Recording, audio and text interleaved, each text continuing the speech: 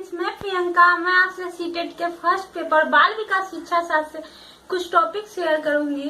तो आज हम समावेशी शिक्षा के बारे में जानेंगे। ये बहुत इम्पोर्टेंट है एग्जाम के लिए। तो हम पहले समावेशी शिक्षा के बारे में जानेंगे, फिर उसके उद्देश्य, उसकी आवश्यकता के बारे में जानेंगे। तो सबसे पहले समावेशी शिक्षा। समावेशी शिक्षा के बारे में सामान्य रूप से यह कहा जा सकता है कि समान विद्यालयों में समान विद्यार्थी के साथ रहकर विशिष्ट बच्चों को शिक्षा देना समावेशी शिक्षा है। मतलब समान विद्यालय में समान बच्चों के साथ, समान आवश्यकताओं के साथ विशिष्ट बच्चों को शिक्षा देना ही समावेशी शिक्षा है।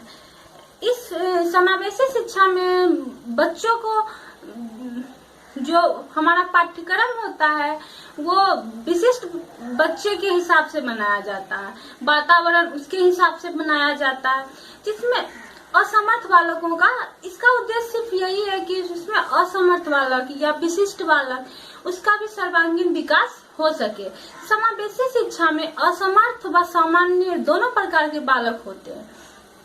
असमर्थ बालकों को कुछ आवश्यकतानुसार विशेष सुविधाएं प्रदान की जाती है। इससे असमर्थ बालक भी अपने आप को मानसिक रूप से मजबूत बनाते हैं।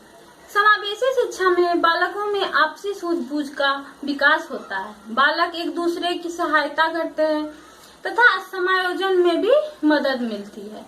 अब हम समावेशी शिक्षा के उद्देश्य के बारे में जानेंगे। छात्रों में समानता की भावना का विकास करना ताकि प्रत्येक छात्र समान गति से आगे बढ़े। समावेशी शिक्षा मानती है कि व्यवस्था बालक के अनुरूप होनी चाहिए।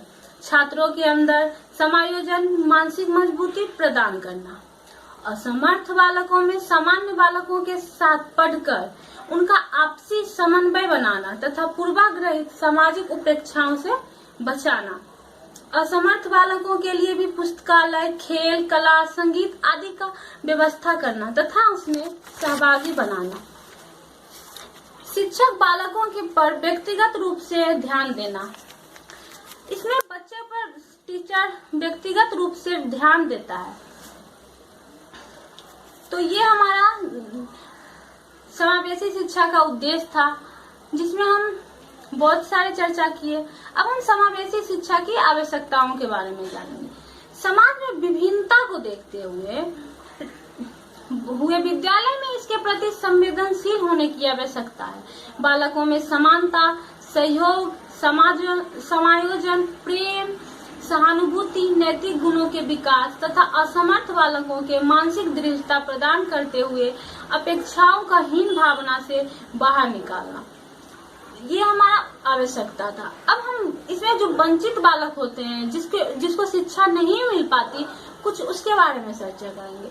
तो वंचित या अलाभान्वित बालक वे बालक होते हैं जो सामाजिक, आर्थिक तथा सांस्कृतिक रूप से अलाभान्वित समुदाय से आते हैं। इसमें शिक्षा मनोविज्ञान में वंचित बालकों के क्षेत्र में सीमित किया गया है, जिसमें भारत के अनुसूचित जाति यानी SC, अनुसूचित जनजाति यानी ST के लोग ज्यादातर इस परिवार से आते हैं। ऐसे बालकों में अधिकांशतः आत्मविश्वास की कमी पाई जाती है, नकारात्मक सोच ज्यादा होते हैं और लाभान्वित बालकों की बोलचाल लाभान्वित बालकों के मुकाबले अलग होती है। वंचित बालकों को बौद्धिक निष्पादन सीमित होता है, पारिवारिक पृष्ठभूमि रूढ़िवादी होती है, परिवार में शिक्षा का अभाव होता है। अब हम वंचित बालकों के प्रकार के बारे में जानें। तो ये 4 प्रकार के होते हैं। वैसे बालक, सामाजिक दृष्टि से वंचित बालक, जो सामाजिक दृष्टि से मतलब समाज के अकॉर्डिंग वो वंचित रहते हैं। कोई आर्थिक दृष्टि से वंचित रहता है कि उसके पास किसी ऐसे परिवार से आते हैं जिसके पास पैसे नहीं हो, वैसे बालक शिक्षा ग्रहण नहीं कर पाते हैं, तो वो हुआ आर्थिक दृष्टि से वंचित बालक। फिर वह अनुसूचित जनजाति के बालक, यानी जो SC ST से आते हैं, SC से आते हैं, वैसे बालक भी शिक्षा ग्रहण नहीं कर पाते।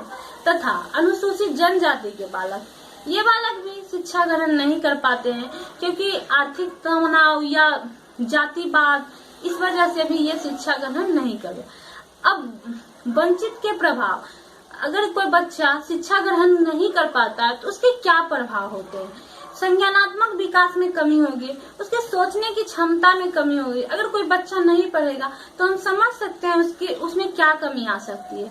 तो संज्ञानात्मक विकास में कमी आएगी, अभिप्रेरणा में कमी आएगी, शैक्षिक उपलब्धि का स्तर कम हो जाएगा, अभिवृत्ति का नकारात्मक होना, उसके अंदर जो भी कुछ होगा वो नकारात्मक होगा, हम नहीं कर सकते, ऐसे उसके मन में उठेंगे। तो ये तो हमारा वंचित बच्चे के प्रभाव के बारे में था। अब हम वंचित बालकों की शिक्षा के बारे में जानेंगे। शिक्षा सामाजिक, आर्थिक व शैक्षिक रूप से बालकों के लिए आवश्यक है। शिक्षा हर एक रूप से आवश्यक है। या तो रोजगार, अगर कोई बच्चा शिक्षित होगा तभी वो रोजगार प्राप्त कर सकेगा और रोजगार के बाद वो अपना परिवार का भरण पोषण कर पाएगा। इस वजह से शिक्षा अति आवश्यक है। वंचित समूह में बालकों की सामान्य दशा अच्छी नहीं होती है। तो ये हमारे वंचित बालकों की शिक्षा के बारे में था। अब हम शिक्षा के नियम संबंधी महत्वपूर्ण तथ्य के बारे में जानेंगे। शिक्षा के बारे में कैसी कैसी कानूनें आई है। तो शिक्षा को संवर्ती सूची में रखा गया है, जिसमें इस सूची पर पहले केंद्र राज्य, इसमें दोनों केंद्र और राज्य दोनों का अधिकार होता है। इसमें दोनों नियम बना सकते हैं, ऐसा नहीं कि सिर्फ केंद्र बना सकता है, इसमें केंद्र और राज्य दोनों नियम बना सकते हैं। शिक्षा पहले राज्य सूची में था, लेकिन उसे बदलकर संविधान संशोधन करके इसे संवर्ती सूची में रखा गया। संविधान में संशोधन के द्वारा 2002 में 24A जोड़ा गया, जिसके अंतर्गत 6 से 14 वर्ष के जो बच्चे होते हैं उनको शिक्षा अनिवार्य व निःशुल्क कर दिया गया। मतलब 6 से 14 साल के जो भी बच्चे हैं उन्हें निःशुल्क शिक्षा देना है।